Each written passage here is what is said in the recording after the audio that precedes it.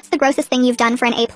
When Professor Clayton asked me to come to his house for dinner to discuss my final grade, I knew exactly what that meant. The guy had been staring at me all semester with those creepy divorced dad eyes, and now he wanted his shot. But I needed that A+ to graduate with honors and get into law school. I put on my shortest skirt and the push-up bra that made me look like I had actual cleavage. My roommate Sarah watched me get ready with her mouth hanging open. I told her it was just dinner to discuss my grade, but we both knew better. Professor Clayton was in his 40s with gray streaks in his beard, and always wore those wool blazers that smelled like mothballs. He'd lean over my desk during exams and breathe on my neck while checking my work. The drive to his house took 20 minutes, and I spent the whole time practicing my excuse to leave early. I'd tell him my roommate was having a crisis or that I had food poisoning. Something believable but urgent. My hands were shaking when I rang the doorbell. A woman answered. Not just any woman, but a gorgeous blonde in yoga pants holding a dish towel. Behind her, I could see a normal living room with family photos on the walls and toys scattered on the carpet. "You must be Violet," she said with a huge smile. "Arthur's told us so much about you. Come in, come in." My brain couldn't process what was happening. This was Professor Clayton's wife. He had a wife. A hot wife who seemed genuinely happy to see me. I stood there in my hooker outfit feeling like the world's biggest idiot. Did these people want a three-way? "Arthur, Violet's here," she called out. Professor Clayton appeared from the kitchen wearing an apron that said, "Kiss the cook." He looked at my outfit and his eyebrows went up, but he didn't say anything gross. Instead, he shook my hand like we were at a business meeting. "Violet, thanks for coming. This is my wife Janet, and this is our son Andy." That's when I noticed the kid in the wheelchair by the TV. He looked about 17 with the same dark hair as his dad, but his body was twisted in ways that made it clear he couldn't control his muscles properly. An oxygen tank was attached to the back of his chair with tubes running to his nose. "Hi, Violet," Andy said. His speech was slow and took effort, but his eyes were sharp and focused. He was wearing a Spider-Man t-shirt that matched the one I had at home. We sat down for dinner and I kept waiting for the other shoe to drop. I still thought maybe they were swingers or wanted me to join some weird cult. But dinner was just normal pot roast and vegetables while they asked about my classes and career plans. Andy tried to ask me about the new Marvel movie, but talking seemed to exhaust him. Finally, over dessert, Professor Clayton cleared his throat. "Here it comes," I thought. The weird proposition that would make sense of this whole night. "Violet, we invited you here because we need a favor," he said. "Andy's prom is next week and he doesn't have a date." I stared at him, then at Janet, then at Andy who was looking at his plate like it was the most interesting thing in the world. "We know it's a lot to ask," Janet jumped in, "but Arthur said you wear superhero shirts to class and love the same movies Andy does. We thought maybe you'd consider it. Just as friends, of course." My face burned with shame. Here I was, dressed like I was going to work a street corner, and these people just wanted someone to take their disabled kid to prom. Professor Clayton must have mentioned me because I was one of the only students who'd be nice enough to say yes. "I'll pay for your dress and everything," Professor Clayton added quickly, "and dinner wherever you want to go." Andy finally looked up at me. "You don't have to," he said. I know it's weird. Something about the defeat in his voice made my chest tight. I thought about all the proms I'd gone to with my quarterback boyfriends and how I'd taken it for granted that someone would always want to go with me. "I'd love to go with you," I heard myself say. The next week flew by. Janet took me dress shopping and we found this gorgeous blue gown that covered everything my slutty outfit hadn't. Andy and I texted about Marvel theories, and he was actually funnier than most guys I knew. When prom night came, I felt weirdly excited. The dance itself was at a hotel ballroom downtown. Andy looked sharp in his tux even sitting in the wheelchair. We slow danced with me kind of swaying while holding his hands. Other kids stared, but Andy didn't seem to notice or care. He was too busy explaining why Iron Man's arc reactor should have killed him with radiation poisoning. Around 10 o'clock, some kids from my economics class invited us to an after party. I almost said no, but Andy begged me to go. He'd never been to a real party before. Against my better judgment, I agreed. The party was at some rich kid's house with no parents home. I parked Andy by the pool and went to get us drinks. When I came back 5 minutes later, a group of football players were standing around him laughing. One of them was holding Andy's oxygen tube. That's when I saw Andy shaking violently in his chair and smelled the unmistakable scent of Marajane coming from his oxygen tank. I lunged forward and ripped the oxygen tube from Braxton's hand, while Andy's face was turning purple. The tube hissed as clean air started flowing again, but Andy kept shaking bad. I screamed for someone to call 911 while the football players just stood there laughing like this was some big joke. Braxton was still holding his joint and grinning at me like he'd done something clever. I grabbed his Letterman jacket with both hands and shoved him backward as hard as I could. He went straight into the pool with a huge splash while I dropped to my knees next to Andy. The smoke was still hanging around his face, so I waved my hands trying to clear it away. His body kept jerking in these scary spasms and his lips looked blue even in the pool lights. The other players backed away when they saw Braxton thrashing in the water. I kept one hand on Andy's shoulder to steady him while yelling that Braxton was going to jail for this. Someone must have actually called because I heard sirens getting closer. The paramedics rushed through the backyard gate with their equipment bags and went straight to Andy. They put a new oxygen mask on his face and checked his pulse while asking me what happened. I explained about the smoke in his oxygen line while they loaded him onto a stretcher. They moved fast but careful, keeping his head stable while wheeling him to the ambulance. I climbed in the back with them and held Andy's hand while one paramedic started an IV. My hands were shaking as I called Janet from my phone. She answered on the second ring sounding happy until she heard my voice crack. I told her Andy was on the way to the hospital and something bad happened at the party. She said they'd meet us there and hung up. The paramedic kept checking Andy's oxygen levels and writing stuff on a clipboard. Andy's eyes were closed, but he squeezed my hand a little, which made me feel better. At the hospital, they rushed him straight through the emergency room doors while I had to stay in the waiting area.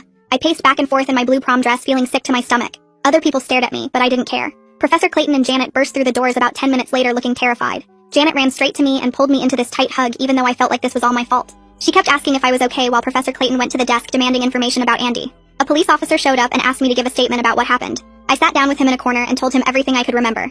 I gave him Braxton's full name and described exactly how he was holding the oxygen tube when I found them. The officer wrote everything down and asked for other witness names. I listed every person I recognized from the party, even if I wasn't sure they saw what happened. My phone started going crazy with notifications from kids who were at the party. Someone had already posted a video that showed part of what happened by the pool. You could see Braxton standing over Andy's wheelchair and hear people laughing in the background. I screenshot everything before it could disappear, my fingers shaking as I saved each image and video. More messages kept coming in, some asking if Andy was okay, and others calling me dramatic. I ignored the mean ones and kept saving anything that looked like evidence. The officer gave me his card and said a detective would probably want to talk to me later. After what felt like forever, a nurse came out to talk to us. Her name tag said Gita Mercado, and she had this calm way of talking that made me feel less panicked. She explained that forcing pot smoke through Andy's oxygen line could have caused serious respiratory failure.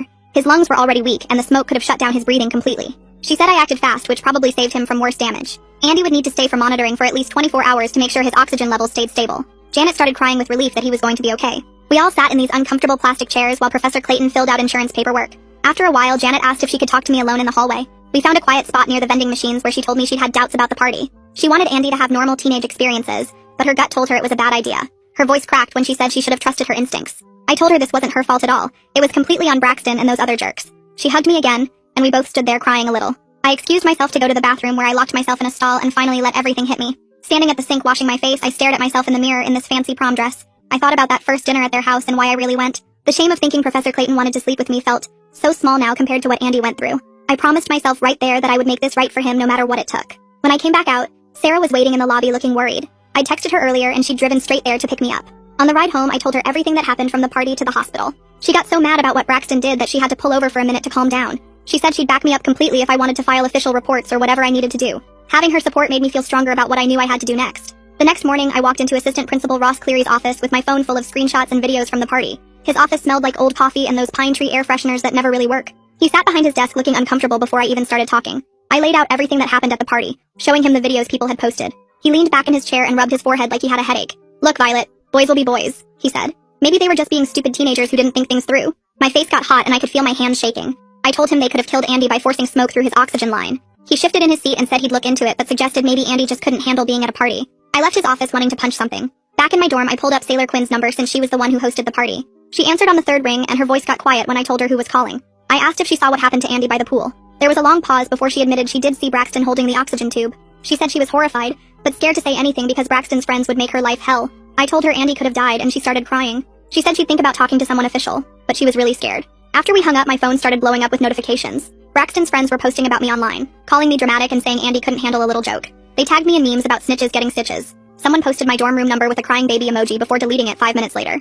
I screenshot everything before it disappeared. My roommate Sarah saw the posts and told me to be careful walking around campus alone. 3 days later, I drove to Andy's house to check on him. Janet let me in and led me to his room where he was propped up in bed with his laptop. He looked tired but smiled when he saw me. I sat in the chair next to his bed and asked how he was feeling. He told me his chest still hurt and talking made him cough sometimes. Then he looked right at me and said he wanted to file charges against Braxton. His voice was steady, even though I could see how much effort it took to talk. "I'm tired of people thinking my disability makes me less than human," he said. We spent an hour going through everything that happened while I took notes. That night, Professor Clayton left me a voicemail that I played 3 times. His voice sounded strained like he was holding back serious anger. He thanked me for protecting Andy but warned me to be careful about the videos I'd been sharing. He said there were privacy laws that could get complicated if we weren't careful. He also mentioned that Braxton's family had money and connections. I could hear papers rustling in the background and Janet's voice asking him something. He ended by saying we needed to do this the right way to make sure it stuck. Finals were starting in a week, but I couldn't focus on studying. Instead, I sat at my desk writing out a detailed timeline of everything that happened at the party. I listed every person I could remember being there, what time things happened, who said what. My economics textbook sat unopened while I filled 3 pages with notes. Every detail mattered because I knew Braxton's side would try to twist the story. I wrote down what Andy was wearing, where exactly by the pool it happened, how long I was gone getting drinks. My hand cramped from writing so much, but I kept going. 2 days later, Detective Adam Coffey called me to set up an official interview. He had a deep voice and sounded like he was taking this seriously, which was more than Ross Cleary had done. We met at the campus police station where he asked me to go through everything again while he recorded it. He asked specific questions about who was holding what and when. He wanted to know if anyone else had videos or photos. I gave him all the screenshots I'd saved and the names of everyone I knew was there. He said he'd be interviewing other witnesses over the next few days. When I left the station, I felt like we were finally making real progress. That evening, Sailor texted me out of nowhere with a video file attached. She said she hadn't posted this one anywhere because it was too clear. I opened it and my stomach dropped. The video showed Braxton holding Andy's oxygen tube while another guy blew smoke directly into it. You could see Andy's face turning red and his body starting to shake. The timestamp showed it was taken right before I came back with the drinks. I immediately forwarded it to Detective Coffey with all the metadata intact. He replied within minutes saying this was exactly what they needed. A week later, Ross Cleary's secretary called to tell me there would be a disciplinary panel hearing. Word spread fast around campus that Braxton's parents had hired some expensive lawyer from the city. Suddenly, kids who were at the party started changing their stories. People who had told me they saw everything were now saying they didn't really see anything clearly. The guy who took the first video said his phone was too far away to show what really happened. Even some kids from my economics class who invited us to the party were backing away from getting involved. That same day, Janet sent me an email that made my chest tight. She thanked me for protecting Andy and standing up for him when it mattered, but she also asked if we could try to keep things low profile for Andy's sake. She was worried about him being known as the disabled kid who got attacked at a party for the rest of his life. She wanted him to have a normal college experience next year. I understood her concern, but felt conflicted about staying quiet when Braxton was still walking around campus like nothing happened. The next morning, I stood outside Professor Clayton's office for 10 minutes before knocking, because I needed that recommendation letter for law school, but everything felt weird now. He looked up from grading papers and motioned me to sit down while pushing his glasses up his nose. I explained that I needed the letter based only on my academic work and nothing else, and watched his face change as he understood what I meant. He nodded slowly and said he'd write it focusing on my test scores and class participation, and we both knew things between us would never be the same. 3 days later, Janet called me crying because Andy was back in the emergency room after waking up unable to catch his breath properly. I drove to the hospital still wearing my pajama pants and found them in the same waiting room as before. The doctor explained that Andy's lungs were still irritated from the smoke exposure, and any stress could trigger these episodes for months. Janet held my hand while we waited for test results, and I realized this wasn't just about one bad night anymore. The next week in my economics class, this guy named Tyler made some comment about me taking charity cases to prom for extra credit. I stood up in the middle of class and told him that making fun of disabled kids wasn't funny, and maybe he should focus on his failing grade instead. The professor had to call for a break, but afterward 3 other students came up to thank me for saying something. Tyler avoided me for the rest of the semester, which was fine by me since he smelled like gym socks anyway. Detective Coffee called that afternoon saying he'd gotten a judge to sign subpoenas for everyone's phones from the party. Within 2 days, he had 17 more videos, including ones showing faces clearly and audio of people laughing while it happened. He sent me copies of the court documents showing how many people had been recording and posting and deleting evidence afterward. The digital trail was way bigger than anyone thought, with some videos already shared hundreds of times before being taken down. Ross Cleary scheduled a meeting with me and Janet at his office where he suggested we could handle this quietly without courts. He proposed having Braxton write an apology letter and do 50 hours of community service at a disability center as punishment. Janet looked tired and said, maybe that would be enough to avoid putting Andy through a trial, but I couldn't stay quiet. I told them that letting Braxton off easy just taught him that hurting people had no real consequences if your parents had money. Cleary shifted in his chair and said we should think about what was best for everyone involved, including the school's reputation. That night around 11, my phone buzzed with a text from Andy that made my hands shake. He wrote that he remembered more from that night, including Braxton leaning down and calling him a waste of oxygen right before everything went dark. He said Braxton told him nobody would care if he stopped breathing because he was already basically dead anyway. Andy said he hadn't told his parents yet because he didn't want to upset them more, but needed someone to know. I screenshot the messages and added them to my folder of evidence while trying not to throw my phone at the wall. 2 days later, I was walking past the student union when Braxton appeared with 2 of his football buddies flanking him. He blocked my path and said his dad knew the district attorney and nothing was going to happen no matter what videos I had. He smirked and said I should focus on graduating instead of playing detective for some vegetable kid who couldn't take a joke. I kept my face calm and my hands steady as I pulled out my phone and started recording without him noticing. He kept talking about how his lawyer would destroy any case and how nobody cared about one weird kid getting pranked at a party. I let him finish, then walked away without saying anything, while making sure the whole conversation was saved to my cloud storage. Professor Clayton caught me after class the next day and asked if we could talk privately in his office. He closed the door and stood by his desk looking uncomfortable as he apologized for putting me in such an awkward position with the dinner invitation. He said he realized how it must have looked to me, and that he should have been clearer about his intentions from the start. He rubbed his beard and said he felt terrible about the whole misunderstanding, and wanted to make sure I knew he never meant anything inappropriate. I sat there for a minute, then decided to just tell him the truth about why I dressed that way for dinner. I explained how I thought he wanted something else and had prepared myself to deal with it for my grade. His face turned red and he covered his eyes with his hand, while we both sat there cringing at how badly we'd both misread the situation. After a long silence, he said we should keep things strictly professional from now on, and I agreed immediately. He promised my recommendation letter would focus only on academics, and we shook hands like business partners sealing a deal. Later that week, Sailor found me in the library and sat down looking nervous about something. She said she'd been thinking about testifying at the disciplinary hearing, but was scared of what Braxton's friends might do to her. I told her Detective Coffee could arrange for campus security to be present, and make sure she was protected from any retaliation. She bit her lip and said she'd do it if she could have someone with her for support during the testimony. We spent an hour going over what she remembered and writing it all down so she'd feel prepared when the time came. The hearing was scheduled for Monday morning in the admin building, and I showed up early wearing my most serious outfit. The conference room had a long table with 5 panel members already seated, shuffling through papers and looking uncomfortable. Ross Cleary sat at one end avoiding eye contact, while the others included 2 professors I recognized and 2 people from student affairs. They'd set up a laptop to show the videos and had printed copies of all the statements we'd submitted. Andy's written statement was on top of the pile, 3 pages typed by Janet since he couldn't hold a pen steady enough to write it himself. The panel chair started by reading it out loud, and I watched 2 of the members' faces change as they heard Andy describe being called a waste of oxygen before everything went dark. One professor put her hand over her mouth when the statement described how he woke up in the hospital, not knowing if he'd ever breathe normally again. They played the first video next, the one from Sailor's phone that showed Braxton holding the oxygen tube while smoke poured into Andy's mask. The room went completely silent except for Andy's recorded gasping sounds. Then they played the second video someone else had sent me, showing the football players laughing while Andy shook in his chair. The student affairs woman looked like she might throw up. Just as they were about to call the first witness, the door opened and a man in an expensive suit walked in carrying a briefcase. He introduced himself as Braxton's lawyer and immediately asked for the hearing to be postponed since there was an active criminal investigation. He argued the school shouldn't take action until the legal process played out, throwing around terms like due process and potential liability. The panel members looked at each other nervously, and Ross Cleary jumped on the suggestion like a lifeline. After 20 minutes of discussion, they voted to adjourn until the criminal case was resolved, which the lawyer said could take months. I left the building wanting to punch something. Detective Coffee called me that afternoon while I was stress-eating ice cream in my dorm. He explained that the district attorney's office had reviewed the case and Braxton would most likely face misdemeanor reckless endangerment charges, not felony assault like I'd hoped. The maximum penalty would be a year in jail but more likely probation and community service. He said proving intent for felony charges was harder when alcohol was involved, and juries sometimes saw these things as pranks gone wrong. I hung up feeling defeated. That night I couldn't sleep, so I opened my laptop and went to our campus Reddit page. I created a throwaway account and typed out everything that had happened, from the prom to the hospital to the hearing getting postponed. I didn't use real names but gave enough details that people would know who I meant. Within an hour the post had 50 comments, and by morning it was the top post with over 300. Half the comments supported Andy and called for justice, while others said I was overreacting to a harmless prank. But then people started sending me private messages saying they'd seen other incidents with the same football players. One girl said Braxton had dumped a kid's wheelchair off a ramp the previous year. Another person had video of him mocking a student with a speech impediment. The campus newspaper picked up the story, and suddenly parent Facebook groups were sharing it everywhere. Moms were posting about their own kids with disabilities and demanding the school take action. The local news called asking for interviews. Even some football players started speaking up, saying Braxton had crossed a line and didn't represent the team.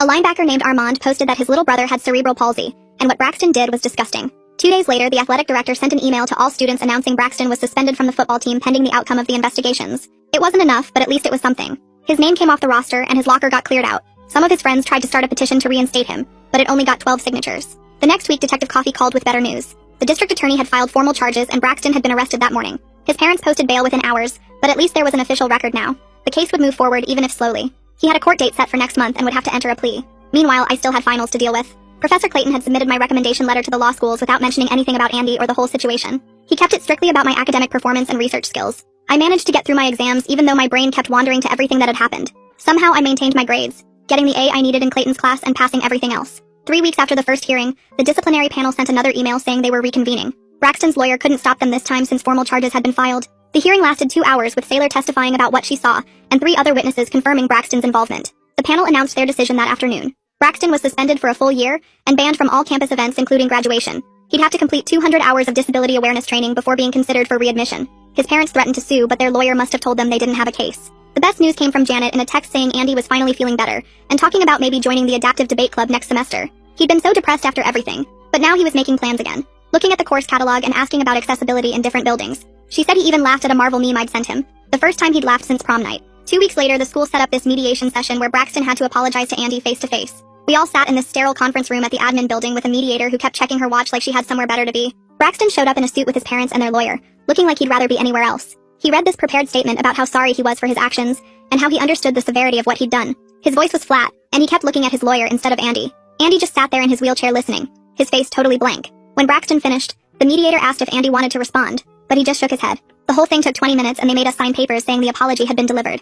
Janet gripped my hand so hard it hurt while Professor Clayton's jaw stayed clenched the entire time. The lawyer made sure everything got documented and recorded, saying it would help with the criminal case. That night we all met at Clayton's house to talk about what came next. Janet made pasta, and we sat around their dining table trying to figure out boundaries now that everything had gotten so complicated. Andy said he wanted me to stay in his life as a friend, that I was one of the few people who treated him normal. Professor Clayton cleared his throat and said he appreciated everything I'd done, but understood if I needed distance from their family. I told them I wasn't going anywhere, that Andy was my friend now, and that wasn't changing. We agreed I'd come over once a week to watch movies with Andy, and that Clayton would keep our professor-student relationship strictly professional. Sarah and I stayed up until 3 in the morning that night talking about everything. She'd been there through all of it, bringing me food when I forgot to eat during the hearings and letting me cry on her shoulder when it got too heavy. She told me she was proud of me for standing up for Andy when it would have been easier to walk away. I admitted I'd learned more about myself this semester than in all my other years of college combined. She said watching me fight for Andy made her want to be braver too, to stop staying quiet when she saw wrong things happening. The next morning, I got an email from my top choice law school saying I was on the wait list. My grades were good enough, but they had limited spots and tons of qualified applicants. I spent the whole day writing an addendum to my application about how this experience with Andy showed me why I wanted to be a lawyer.